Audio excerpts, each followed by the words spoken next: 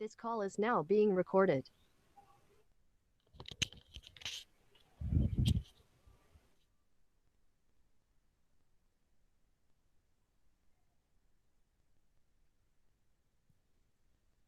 Okay. Continuous ആയിട്ട് അവർ വേണ്ട split ആക്കാനാണ് ഞാൻ റെക്കോർഡ് ഓഫ് ആക്കിയത്. അപ്പോൾ അതിനുശേഷം നമ്മൾ we are discussing about the preamble. അല്ലെ, preamble was written by Pandit Jawaharlal Nehru. Preamble to the Constitution of India is a brief introductory statement that sets out the guiding purpose and principle of the document. അല്ലെങ്കിൽ നമുക്ക് it is a preface to the constitution എന്ന് പറയാം, or it is a summary of the constitution എന്ന് പറയാം. ഒരു ആമുഖം എന്നാണ് അതിൻ്റെ അർത്ഥം, അല്ലേ? അപ്പോൾ പ്രിയാമ്പിൾ ഒന്ന് എല്ലാവരും ഒന്ന് വായിച്ച് നോക്കുക, ടേംസ് ഒക്കെ എന്താണെന്ന് ഒന്ന് കൃത്യമായിട്ട് മനസ്സിലാക്കുക. It is A source of the authority of the constitution എന്ന് പറഞ്ഞു. It represents the nature of Indian States.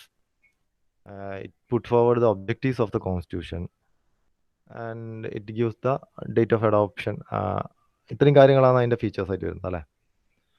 കോൺസ്റ്റിറ്റ്യൂഷൻ്റെ authority ആയിട്ട് ഉള്ളൊരു സോഴ്സാണ് അത്. ഇന്ത്യൻ സ്റ്റേറ്റ്സിൻ്റെ ഒരു സ്വഭാവങ്ങൾ, നേച്ചറാണ് കാണിച്ചിരുന്നത്. It represents put forward the objectives of the constitution. Also it is there, it specifies the date of adoption of the constitution. Different words നമ്മൾ detail ആയിട്ട് നോക്കി. സി സ്റ്റാർട്ടിങ് തന്നെ പറയുന്നത് എന്താണ്? വി ദ പീപ്പിൾ ആണ്. It implies that it signifies that power is ultimately vested in the hands of people of India. So ആ കാര്യങ്ങളൊന്ന് not ചെയ്ത് വെക്കുക. നെക്സ്റ്റ് വരുന്നതാണ് union and its territory. So actually union and its territory, union of state എന്നാണ് പറയുന്നത്, അല്ലേ?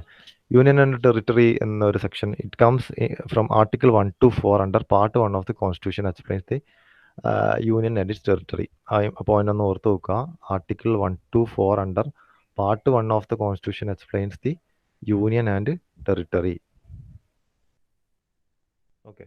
So what is article 1 പറയുന്നതാണ് അവിടെ ബ്ലൂ കളറിൽ കാണിക്കുന്നത്. ഓക്കെ.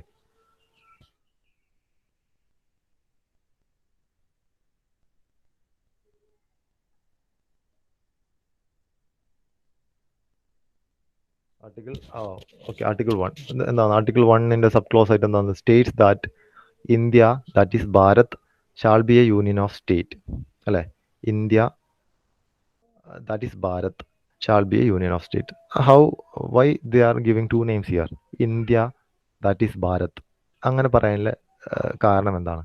ബിക്കോസ് ഈ ഒരു കോൺസ്റ്റിറ്റ്യൂഷൻ അസംബ്ലിയിൽ during the time of framing the constitution of India, there was a discussion based on what name should be given to the country, അല്ലേ? നമ്മൾ ആ ഒരു പേര് കൊടുക്കണമല്ലോ. കാരണം പാകിസ്ഥാനിലൊരു പേര് പുതിയ രാജ്യമാക്കി കൊടുത്തു. അതിന് മുമ്പ് അത് എന്താണ്? ബ്രിട്ടീഷ് ഇന്ത്യ ആയിരുന്നു. നമ്മളതും ബ്രിട്ടീഷ് ഇന്ത്യ ആയിരുന്നു, പക്ഷേ അത് ബ്രിട്ടീഷ് നെയിമാണ്, അല്ലേ? ബ്രിട്ടീഷ് ഇന്ത്യ എന്നുള്ളത് ഇൻഡസ് വാലി സിവിലൈസേഷനൊക്കെ ആയിട്ട് ബന്ധപ്പെട്ട് വരുന്ന ഒരു നെയിമാണ്, അല്ലേ? നമ്മളതിന് ഹിന്ദുസ്ഥാൻ എന്ന് പറയാറുണ്ട്, അല്ലെങ്കിൽ നമ്മളതിന് ഭാരതം എന്ന് പറയാറുണ്ട്. So there was like a discussions regarding what name to be given to our country. So അങ്ങനെ ഒരു തർക്കം വന്നു. തർക്കത്തിൻ്റെ ബേസ് ചെയ്തിട്ട് അവസാനം അംബേദ്കർ അടങ്ങുന്ന ഈ കമ്മിറ്റി ഫൈനലി ഡിസൈഡ് ചെയ്തു രണ്ടും മിക്സ് ആയിട്ട് നമുക്ക് കൊടുക്കാമെന്നുള്ള രീതിയിൽ. So that's how it is represented like this in Article 1. It states that India, that is Bharat, shall be a union of state. India അല്ലെങ്കിൽ ഭാരതം യൂണിയൻ, ഇറ്റ് ഷാൾ ബി, അതൊരു സ്റ്റേറ്റ്സിൻ്റെ ഒരു union ആണ് എന്നാണ് ഉദ്ദേശിക്കുന്നത്. സെക്കൻഡ് എന്താ പറയുന്നത്? States that the States and the territories will be specified in the first schedule. Okay. States ഏതൊക്കെയാണ് States? നമുക്കറിയാം ഇപ്പോൾ 28 സ്റ്റേറ്റ്സ് ഉണ്ടല്ലേ. ഏതൊക്കെയാണ് ടെറിട്ടറീസ്? അതിൻ്റെ അതിർത്തികൾ 8 യൂണിയൻ ടെറിട്ടറീസ് നമുക്കിപ്പോൾ ഉണ്ട്. ആസ് ഓൺ May 2021 അനുസരിച്ച് നമുക്ക് we have 28 States and 8 union territories. So it States that the States and the territories will be specified in the first schedule. First schedule ആദ്യത്തെ പട്ടികയിലാണ് ഇതൊക്കെ സ്പെസിഫൈ ചെയ്യുന്ന കാര്യമാണ് ആർട്ടിക്കിൾ 1 പറയുന്നത്. അപ്പോൾ നമുക്കെല്ലാം ഡൗൺലോഡ് ചെയ്യാൻ വേണ്ടി പറ്റും. ഗവൺമെൻറ് സൈറ്റിൽ പോയിട്ട് ഡയറക്റ്റ് ആയിട്ട് നമുക്ക് ഈ പറയുന്ന കോൺസ്റ്റിറ്റ്യൂഷൻ അത് ഇംഗ്ലീഷിലും ഹിന്ദിയിലും മലയാളത്തിലൊക്കെ അവൈലബിൾ ആണ്. We can download it, we can go through the articles and read out these things. Okay.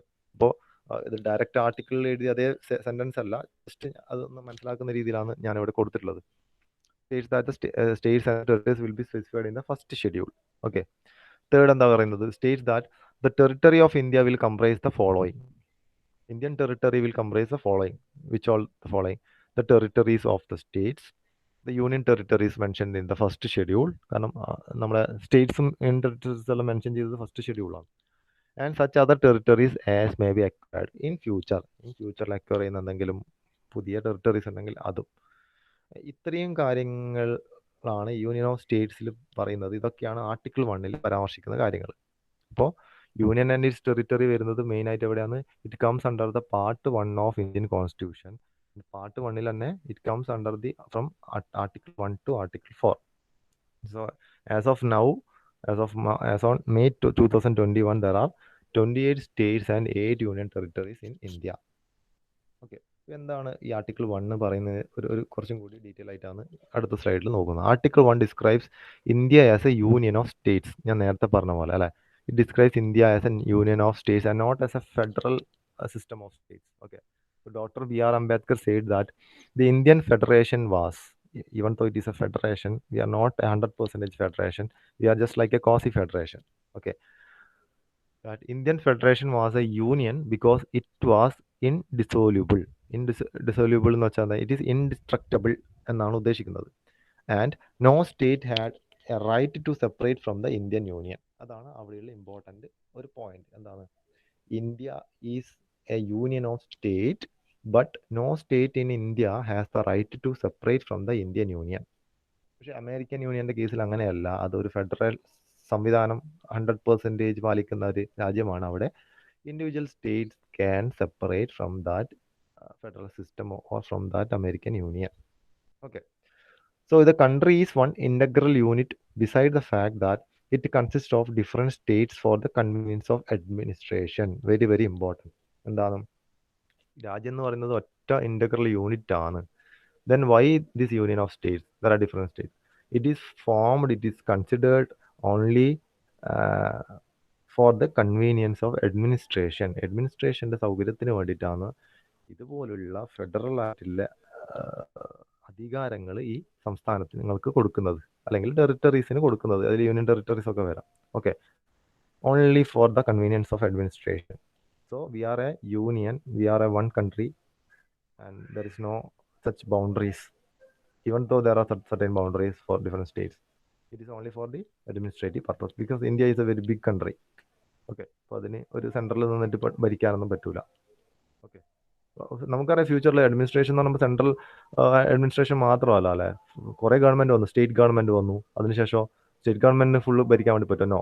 So we made S local self governments അല്ലേ. ത്രിതല പഞ്ചായത്തുകൾ നമുക്കറിയാം.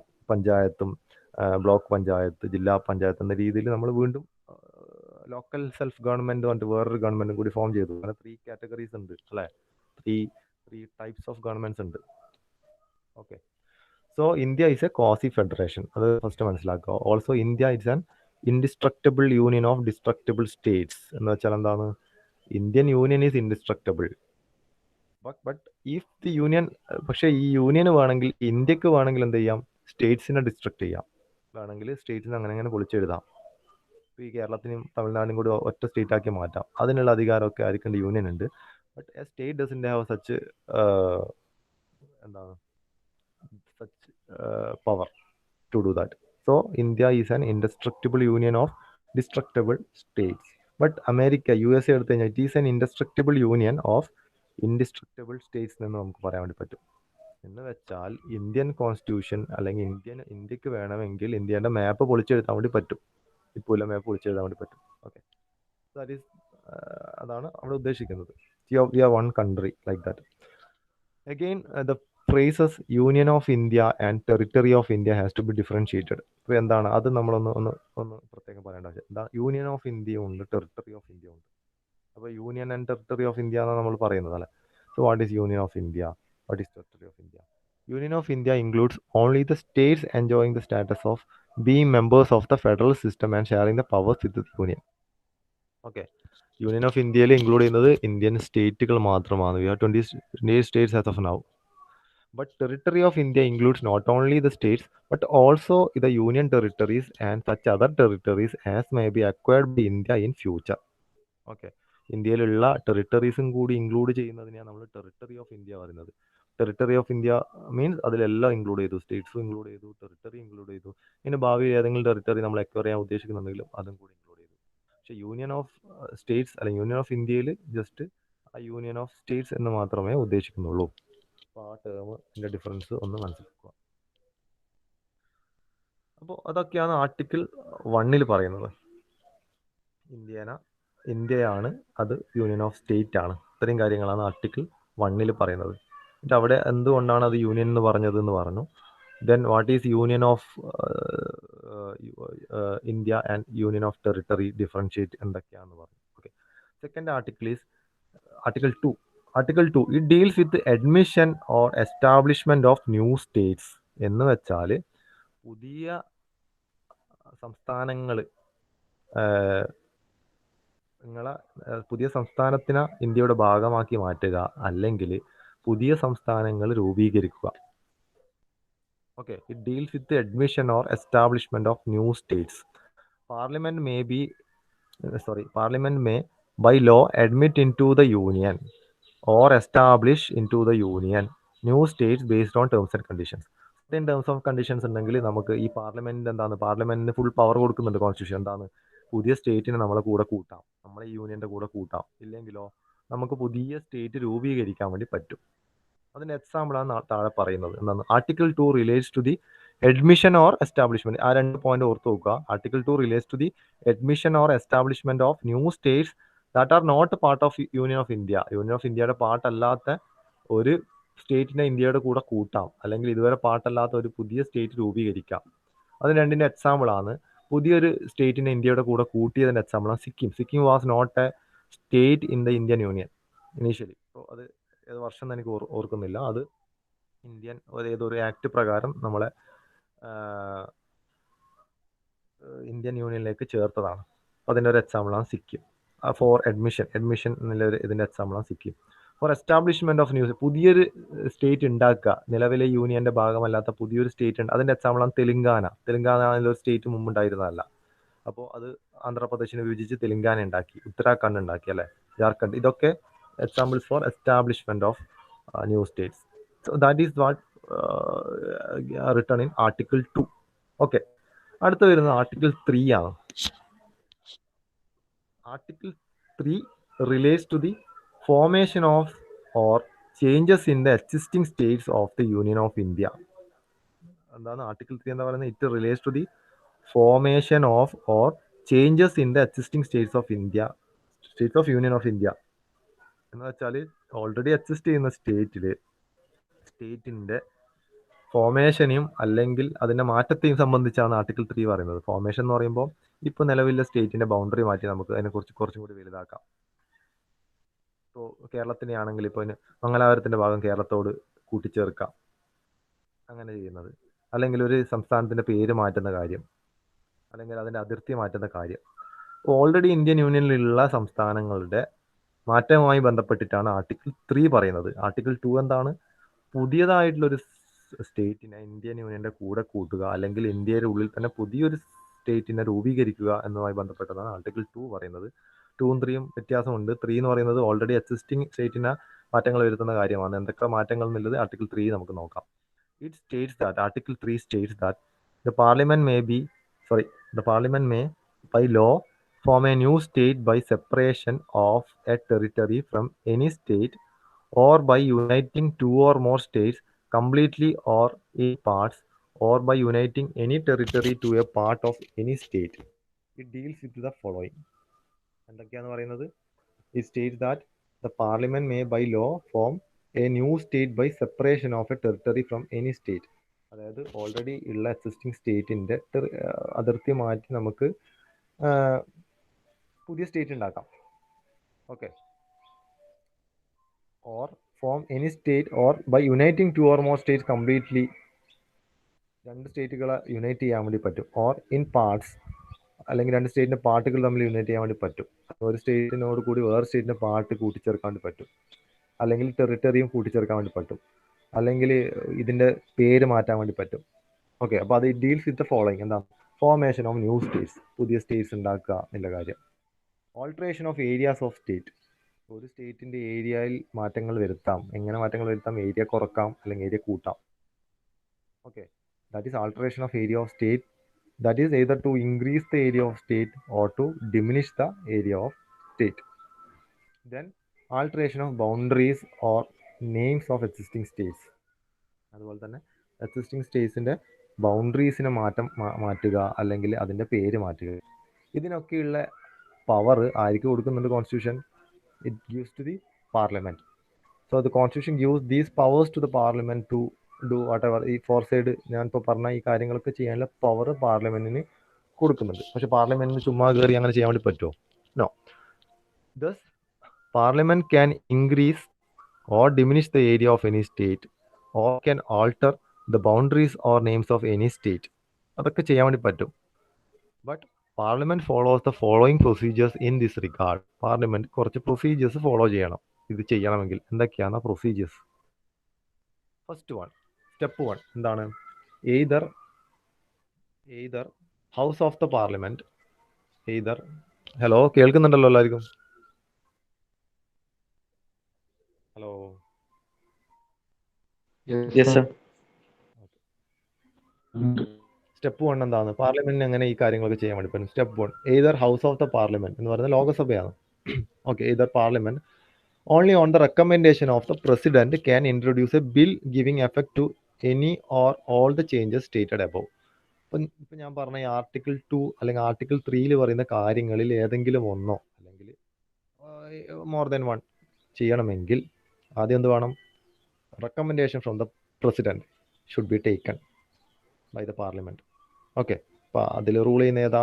പൊളിറ്റിക്കൽ പാർട്ടീസാണ് റൂൾ ചെയ്യുന്നതല്ല നമ്മളെ സിസ്റ്റം, ഗവൺമെൻറ് സിസ്റ്റം. അപ്പോൾ അവർ they should collect the recommendation from the president. Then they have to introduce a bill. Okay, അപ്പോൾ ഈ പറയുന്ന എന്തൊക്കെയാണ് അവർ ഉദ്ദേശിക്കുന്ന ചേഞ്ചസ് എന്തൊക്കെയാണ് അല്ലെങ്കിൽ മാറ്റങ്ങൾ എന്തൊക്കെയാണെന്ന് അനുസരിച്ചുള്ള ഒരു bill they have to introduce in the house of the parliament. ലോകസഭയിൽ ഇത് ഇൻട്രൊഡ്യൂസ് ചെയ്യണം അല്ലേ? If step 2, if such a bill affects the boundary or name of a state. അപ്പോൾ ആ ബില്ല് ചിലപ്പം ഇതിൽ ചെറിയ ചെറിയ കാര്യങ്ങളായിരിക്കും ബില്ല് വെച്ച് ചെയ്യുന്നത് അല്ലേ? if such a bill affects the boundary or name of a state.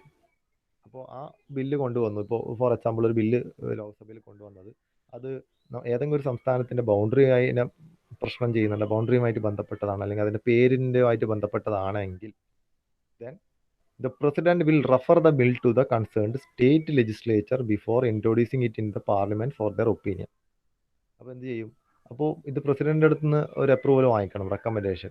അപ്പോൾ ഇതുപോലെ if whether it is affecting the boundary or whether it is affecting the name of the state, then the president will refer the bill to the concerned state legislature. State നിയമനിർമ്മാണ ഇതുമായിട്ട് ഡിപ്പാർട്ട്മെൻറ്റുമായിട്ട് എന്ത് ചെയ്യും? ഇത് president കൊടുക്കും അല്ലേ? അവരുടെ അഭിപ്രായം തേടാൻ വേണ്ടിയിട്ട് in order to collect their opinion. ഇപ്പോൾ സ്റ്റെപ്പ് 3 എന്താണ് സംഭവിക്കുന്നത്? If the state legislature fails to express an opinion within the given time limit, then it is deemed that it has express its view. അപ്പോൾ നമുക്ക് തന്നിട്ടില്ല within ഇത്ര working days അല്ലെങ്കിൽ within ഇന്ന ഡേറ്റിനുള്ളിൽ നിന്നൊക്കെ ആയിരിക്കും കൊടുത്തിട്ടുണ്ടാവുക അല്ലെ പ്രസിഡന്റ് അതാ സ്റ്റേറ്റിന് അവരുടെ അഭിപ്രായം പറയാൻ. So they are not giving any response.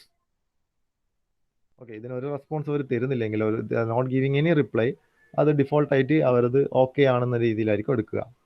Okay, parliament is not bound to accept or even if they are giving any response or reply, the parliament is not bound to accept or act upon the views of the state legislature even if state has submitted their views within the time period. ഇനിയോ രണ്ട് കാര്യങ്ങൾ സംഭവിക്കാം അല്ലേ? The president can refer the bill to the concerned state legislature before introducing it into the parliament for their opinion. Okay, അപ്പോൾ പാർലമെന്റിൽ president recommend ചെയ്തു, അതിനുശേഷം പാർലമെന്റിൽ വെക്കുന്നതിന് മുമ്പ് പ്രസിഡന്റ് വേണമെങ്കിൽ ഇത് റെഫർ ചെയ്യാം അവിടത്തേക്ക് സ്റ്റേറ്റിലേക്ക് വേണ്ടിയിട്ട്. ഇതിന്റെ ടൈം നിങ്ങൾക്ക് എന്തെങ്കിലും പറയാനുണ്ടെങ്കിൽ പറയാനുണ്ട്. So two things can happen there. Either state can give a response or they can respond ചെയ്യാം. They are not responding, then default ആയിട്ട് അവർക്ക് ഒന്നും പറയാനില്ല, ഇത് അംഗീകരിക്കുന്ന അല്ലെങ്കിൽ ഇത് ഓക്കെ ആവുന്ന രീതിയിൽ എടുക്കാം. Even if they are responding, അവർ റെസ്പോണ്ട് തന്നു ഇതിനെ ഒപ്പോസ് ചെയ്യുന്ന പോലെ ഇരുന്നാൽ കൂടി ഈ പാർലമെന്റിന് അത് കേൾക്കേണ്ട ആവശ്യമൊന്നുമില്ല. They are not bound to accept or act upon the views of the state legislature. Okay, അപ്പോൾ സ്റ്റേറ്റ് അവരുടെ നിയമസഭയിലിട്ട് ചർച്ച ചെയ്തിട്ടായിരിക്കും ഇത് വേണ്ടാന്നുള്ള തീരുമാനത്തിൽ വരുന്നത്. പക്ഷെ അത് എടുക്കേണ്ട ആവശ്യം ഈ ലോക്സഭയ്ക്കില്ല, പാർലമെന്റിനില്ല. സോ അതാണ് അവിടെ പറയുന്നത്, parliament is not bound to accept or act upon the views of the state legislature even if state has submitted their views within the time period. Okay, അപ്പോൾ അങ്ങനെയാണ് ഈ ബില്ലുകൾ അവതരിപ്പിക്കുന്നത്. ഭൂരിപക്ഷം ഒരു സഭയിലുണ്ടെങ്കിൽ അവർക്ക് സിമ്പിളായിട്ട് ബില്ല് അവതരിപ്പിക്കാൻ വേണ്ടി പറ്റും. Okay, this is all happen for the സ്റ്റേറ്റ്സിന്റെ കാര്യത്തിലാണ് ഇങ്ങനെ ചെയ്യുന്നത്. ഒരു അഭിപ്രായമൊക്കെ ചോദിക്കും at least. But in the case of union territories it is not necessary to seek the views of the legislature of the union territories before such bill. അപ്പോൾ directly it is സെൻട്രലിന്റെ അകത്ത് വരുന്ന കാര്യമാണ് ഈ യൂണിയൻ ടെറിട്ടറീസ് ഒക്കെ. നമുക്കൊരു 8 union territories ഉണ്ട്. So അത്തരത്തിലെ കേസിൽ ഇതുപോലത്തെ അവരോട് ചോദിക്കേണ്ട ആവശ്യമൊന്നുമില്ല, അവരുടെ വ്യൂസ് എന്താണെന്ന് ചോദിക്കേണ്ട ആവശ്യമൊന്നുമില്ല. ഡയറക്ട്ലി അത് പാസ്സാക്കാം, അല്ലെങ്കിൽ പാർലമെന്റിൽ അവതരിപ്പിക്കാൻ വേണ്ടി പറ്റും. അപ്പോൾ അതൊക്കെയാണ് നമ്മളെ യൂണിയൻ ടെറിട്ടറിയിൽ വരുന്നത്. അപ്പോൾ ദർ ആർ 4 ആർട്ടിക്കിൾസ്. ആർട്ടിക്കിൾ 1 അത് നോക്കി ആദ്യം. ആർട്ടിക്കിൾ 2, ആർട്ടിക്കിൾ 3 അതിൻ്റെ ഇത് ചെയ്യുന്നതിൻ്റെ ആ സ്റ്റെപ്സ് പറഞ്ഞു, എങ്ങനെയാണ് ഈ പാർലമെന്റ് ഇത് പാസ്സാക്കുന്നതെന്നില്ല, ബില്ല് വെച്ചിട്ട് പാസ്സാക്കുകയാണ് ചെയ്യുന്നത്. പിന്നെ ഒരു ആർട്ടിക്കിൾ 4 കൂടിയുണ്ട്. എന്താണ് ആർട്ടിക്കിൾ 4 പറയുന്നത്? ഒന്ന് വായിച്ചു നോക്കിയാൽ ആർട്ടിക്കിൾ 4 എന്താ പറയുന്നത്?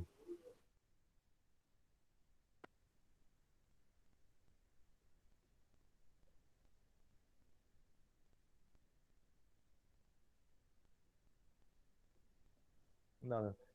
Any law referred to in Article 2 or in Article 3. ഇപ്പോൾ ഓൾറെഡി നമ്മൾ പറഞ്ഞ ആർട്ടിക്കിൾ 2 3നെ കുറിച്ചിട്ടാണ് ആർട്ടിക്കിൾ 4 പറയുന്നത്. Any law referred to in Article 2 or Article 3 shall contain such provisions for the amendment of the first schedule and the fourth schedule as may be necessary to give effect to the provisions of the law, and may also contain such supplemental, incidental and consequential provisions, including കുറച്ച് കാര്യങ്ങളുണ്ട്, as parliament may deem necessary. No such law as aforesaid shall be deemed to be an amendment of this constitution for the purpose of Article 368. അപ്പോൾ article 368 എന്ന് പറഞ്ഞ ഒരു article ഉണ്ട്. അതിൽ അമെൻമെന്റിനെ കുറിച്ചിട്ടാണ് പറയുന്നത്, അമെൻമെന്റ് ചെയ്യാമെന്നതിനെ കുറിച്ചിട്ടൊക്കെയാണ് പറയുന്നത്. ഇവിടെ എന്താണ് ആക്ച്വലി ഇത് ഉദ്ദേശിക്കുന്നത്? ആർട്ടിക്കിൾ 2ലും അതുപോലെ ആർട്ടിക്കിൾ 3ലും. ആർട്ടിക്കിൾ 2ൽ എന്താ പറയുന്നത്? പുതിയ സംസ്ഥാനങ്ങൾ രൂപീകരിക്കുന്നതിന് കാര്യങ്ങൾ അല്ലെ, ഫോർമേഷൻ ഓഫ് ന്യൂ സ്റ്റേറ്റ്, അല്ലെങ്കിൽ എസ്റ്റാബ്ലിഷ്മെന്റ് ഓഫ് ന്യൂ, അല്ലെങ്കിൽ നമ്മൾ അതിലേക്ക് ചേർക്കുന്ന കാര്യമാണ് പറയുന്നത് അല്ലെ. അപ്പോൾ ആർട്ടിക്കിൾ 2ലും ആർട്ടിക്കിൾ 3ലും നടത്താനുള്ള നിയമങ്ങളുണ്ടല്ലോ, ആ നിയമങ്ങളെ ഒക്കെ ഭരണഘടനാ ഭേദഗതികളായിട്ട് കണക്കാക്കൂല എന്നാണ് ഇവിടെ പറയുന്നത്. അമെൻമെന്റ് ആയിട്ട് അതിനെ കണക്കാക്കൂല എന്നാണ് ഇവിടെ പറയുന്നത്. ഓക്കെ, അപ്പൊ അങ്ങനെ കണക്കാക്കൂല എന്നുള്ള കാര്യം ആര് പ്രഖ്യാപിക്കുന്നു? ആർട്ടിക്കിൾ 4 പ്രഖ്യാപിക്കുന്നു. അതായത് ആർട്ടിക്കിൾ 2ലും ആർട്ടിക്കിൾ 3ലും ഉള്ള നിയമങ്ങൾ ഭരണഘടനാ ഭേദഗതി, അതായത് ഈ പറയുന്ന അമെൻമെന്റുകളായി കണക്കാക്കുകയില്ല എന്നാണ് ആർട്ടിക്കിൾ 4 പ്രഖ്യാപിക്കുന്നത് അല്ലെ. എന്ന് വെച്ചാൽ എന്താണ്? New formation of new States, അതായത് പുതിയ സംസ്ഥാന രൂപീകരണം അല്ലെ, അല്ലെങ്കിലോ നിലവിലുള്ള സംസ്ഥാനങ്ങളുടെ മാറ്റം. ഇത് രണ്ടുമാണല്ലോ ആർട്ടിക്കിൾ 2ഉം 3യും പറയുന്നത്. ഈ രണ്ട് കാര്യങ്ങളും ആർട്ടിക്കിൾ 368 പ്രകാരമുള്ള അമെൻമെന്റ് ആവശ്യമില്ല എന്നാണ് ആർട്ടിക്കിൾ 4 പറയുന്നത്. ഓക്കെ, ഭൂരിപക്ഷത്തിന്റെ ഇത് നോക്കിയിട്ട് നമുക്ക് അതിൽ മാറ്റങ്ങൾ വരുത്താം എന്നാണ് പറയുന്നത്. ഓക്കെ, അപ്പോൾ ഇത്രയും കാര്യങ്ങളാണ് യൂണിയൻ ആൻഡ് ടെറിട്ടറീസിൽ പറയാനുള്ളത്. ഫർദർ ഓൾസോ ഡീറ്റെയിൽ ആയിട്ട് ഡെപ്തിൽ നമുക്ക് പോകാൻ വേണ്ടി പറ്റും. ഈ ഓരോ കാര്യങ്ങളും വിത്ത് എക്സാമ്പിൾ അതിൻ്റെ ഓരോരോ പോയിന്റ്സ് വെച്ച് നമുക്ക് പറയാം. പക്ഷേ നിങ്ങളെ ഒരു സിലബസ് അനുസരിച്ച് നിങ്ങൾക്ക് ഇത്രയും ഭാഗമാണ് നിങ്ങൾക്ക് പഠിക്കേണ്ടത്. ആർട്ടിക്കിൾ 1 to 4 ഇമ്പോർട്ടൻ്റ് ആണ്. യൂണിയൻ ആൻഡ് ഇറ്റ്സ് ടെറിട്ടറീസ് ഓർത്ത് വെക്കുക. യൂണിയൻ ആൻഡ് ടെറിട്ടറീസ് കാണുമ്പോൾ തന്നെ it comes under the part 1 of constitution. Part 1ൽ ഒരുപാട് ആർട്ടിക്കിൾ ഉണ്ട്. That is article 1 to 4 part 1ലാണ് വരുന്നത്. ഓക്കെ, അപ്പോൾ അതിൽ ആർട്ടിക്കിൾ 1ൽ എന്താന്ന് പറയുന്നത്? ഇന്ത്യ ഡിഫൈനിങ് അല്ലെ, ഇന്ത്യൻ സ്റ്റേറ്റിനെ കുറിച്ചിട്ടാണ് പറയുന്നത്, അല്ലെങ്കിൽ ഇന്ത്യയെ കുറിച്ചിട്ട് പറയുന്നത്. ഇന്ത്യ അല്ലെങ്കിൽ ഭാരതം എന്താണ്? യൂണിയൻ ഓഫ് സ്റ്റേറ്റ് ആണ്. ഇതിൽ പറയുന്നത് ഈ സ്റ്റേറ്റും അതുപോലെ തന്നെ ഈ പറയുന്ന ടെറിട്ടറീസും ഈ പറയുന്ന ആർട്ടിക്കിളിന്റെ ഫസ്റ്റ് ഷെഡ്യൂളിലാണ് ഇതിനെ കുറിച്ചിട്ട് പരാമർശിക്കുന്നത്. ഓക്കെ, പിന്നെയോ ഈ സ്റ്റേറ്റും ടെറിട്ടറീസിലും ഈ തുടങ്ങിയ കാര്യങ്ങളൊക്കെ ഉണ്ട്. എന്താണ് അതിൽ വരുന്നത്? ടെറിട്ടറി ഓഫ് സ്റ്റേറ്റ് വരും, അതിൽ യൂണിയൻ ടെറിട്ടറി വരും, അതിൽ ഇനിയിപ്പോൾ ഭാവിയിൽ എന്തെങ്കിലും ടെറിട്ടറീസ് നമ്മൾ അക്വയർ ചെയ്യുന്നുണ്ടെങ്കിൽ അതും വരും. അപ്പോൾ നിലവിൽ എത്ര സ്റ്റേറ്റ്സ് ഉണ്ട് ഇന്ത്യയിൽ? 28 സ്റ്റേറ്റും 8 യൂണിയൻ ടെറിട്ടറീസാണ് ഉള്ളത്. ഓക്കെ, അപ്പോൾ ഇത് വേറെ ഇതിൽ ഓർത്ത് നോക്കേണ്ട ഇമ്പോർട്ടൻറ്റ് പോയിന്റ് പറഞ്ഞാൽ യൂണിയൻ ഓഫ് സ്റ്റേറ്റ് ആണ്. നമ്മളൊരു 100% ഫെഡറൽ സിസ്റ്റം അല്ല. ഇവൻ തോ നമ്മളൊരു ഫെഡറൽ ഇന്ത്യൻ ഫെഡറേഷൻ എന്ന് പറയുമെങ്കിലും നമ്മളൊരു ക്വാസി ഫെഡറേഷൻ മാത്രമാണ്. Because states does not have any supreme power. Okay, but the central is having or the union is having the supreme power here. Central അല്ല, union is having the supreme power. So India എന്ന് പറയുന്നത് നമ്മൾ is an indestructible union of destructible states നമ്മൾ പറയുന്നത്. അവിടെയും നമ്മൾ union of സ്റ്റേറ്റും union of ടെറിട്ടറിയും ഉണ്ട്. യൂണിയൻ ഓഫ് സ്റ്റേറ്റ് പറഞ്ഞാൽ സ്റ്റേറ്റുകൾ മാത്രമുള്ള യൂണിയനാണ്. യൂണിയൻ ഓഫ് ടെറിട്ടറി പറഞ്ഞാൽ അവിടെ സ്റ്റേറ്റ് മാത്രമല്ല ടെറിട്ടറീസും കൂടി വരും. മീൻസ് യൂണിയൻ ടെറിട്ടറീസും കൂടി വരും. അപ്പം അത് ഓർത്ത് വെക്കുക. ഇപ്പം എല്ലാവർക്കും സ്ക്രീന് കാണുന്നുണ്ടോ? ഹലോ, സ്ക്രീന് വിസിബിൾ ആണോ എല്ലാവർക്കും? നോക്കി കാണുന്നുണ്ടോ? Hello Yes, sir. Hello, Sir. കാണുന്നുണ്ടല്ലോ? Okay okay.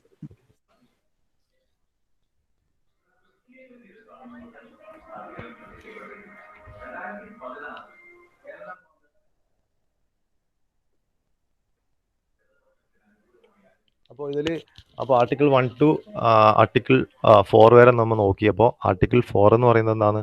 ആർട്ടിക്കിൾ 2-നെയും 3-നെയും പ്രൊട്ടക്ട് ചെയ്യുന്ന ഒരു ആർട്ടിക്കിളാണ് ആർട്ടിക്കിൾ 4 എന്ന് പറയുന്നത്. ഇത്രയും കാര്യങ്ങളാണ് ഇന്നത്തെ ക്ലാസ്സിലുള്ളത്. ഇനി അടുത്ത ക്ലാസ്സിൽ നമ്മൾ നോക്കാൻ വേണ്ടി പോകുന്നത് സിറ്റിസൺഷിപ്സ് ആണ്. ഓക്കെ, എങ്ങനെയാണ് നമ്മളെ citizenship? It is mentioned in the part 2 of Indian constitution. Indian കോൺസ്റ്റിറ്റ്യൂഷൻ്റെ പാർട്ട് 2-ലാണ് സിറ്റിസൺഷിപ്പിനെ കുറിച്ചിട്ട് പറയുന്നത്. അപ്പോൾ എങ്ങനെയാണ് സിറ്റിസൺഷിപ്പ് എടുക്കുന്നത്, അല്ലെങ്കിൽ what are the different ways to acquire citizenship, അല്ലേ? നമുക്ക് ബൈ ബർത്ത് നമുക്ക് ഇന്ത്യൻ സിറ്റിസൺ ആവാം, അല്ലെങ്കിൽ പിന്നെ ബൈ രജിസ്ട്രേഷൻ നമുക്ക് ഇന്ത്യൻ സിറ്റിസൺഷിപ്പ് എടുക്കാം. അപ്പോൾ അതിനെക്കുറിച്ചിട്ടൊക്കെയാണ് പറയുന്നത്, അല്ലേ? അപ്പോൾ part 2 of the Indian constitution deals with citizenship. അതിലും കുറച്ച് ആർട്ടിക്കിൾസ് വരുന്നുണ്ട്. പാർട്ട് 1 ആയിരുന്നു യൂണിയൻ ആൻഡ് ടെറിട്ടറീസ്. അത് വരുന്ന ആർട്ടിക്കിൾ 1 to 4 ആണ്. പാർട്ട് 2 ആണ്, പാർട്ട് 2-ലാണ് സിറ്റിസൺഷിപ്പ് വരുന്നത്. അത് ആർട്ടിക്കിൾ 5 to ആർട്ടിക്കിൾ 11 ആണ് സിറ്റിസൺഷിപ്പിൻ്റെ വരുന്നത്. അപ്പോൾ അത് ശ്രദ്ധിക്കുക. ഓക്കെ, മീനിങ് ഓഫ് സിറ്റിസൺഷിപ്പ്, അല്ലേ? അപ്പോൾ ആ സിറ്റിസൺഷിപ്പ് നോക്കുമ്പോൾ വരുന്നൊരു ഇമ്പോർട്ടൻറ്റ് കാര്യമാണ് the draft regarding the citizenship was created and destroyed multiple times before incorporating the final draft in the constitution as part 2. It was amended over 100 times. അപ്പോൾ 100 പ്രാവശ്യമെങ്കിലും amend ചെയ്തിട്ടാണ് ഈ പറയുന്ന സിറ്റിസൺഷിപ്പിൻ്റെ ആർട്ടിക്കിൾസ് ഒക്കെ ഇപ്പോൾ ഫൈനലായിട്ട് വന്നിട്ടുള്ളത്. അത്രയും അമെൻമെൻറ്റ്സ് ഒക്കെ അതിൽ ചെയ്തിട്ടുണ്ട്. ഓക്കെ,